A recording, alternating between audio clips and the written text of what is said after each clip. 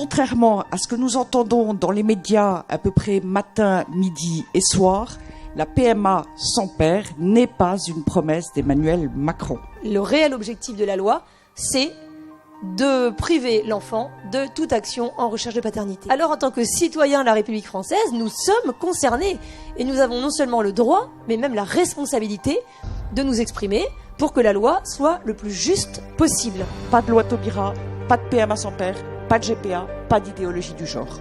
Voilà, c'est clair, net et précis. À la question « Pensez-vous que l'État doit garantir aux enfants nés par PMA le droit d'avoir un père et une mère ?»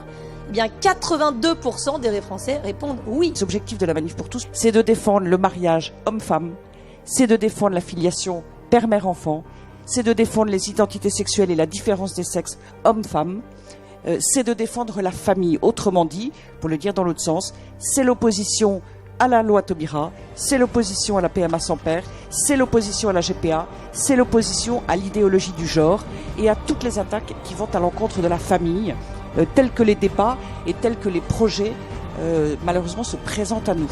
Pensez-vous que la loi doive organiser la conception d'enfants privés, délibérément et légalement de pères ? Voulez-vous que la loi française organise la vente et l'achat des gamètes et autres éléments et produits du corps humain ? Il s'agit vraiment de savoir de quel monde nous voulons pour demain, alors tous au boulot.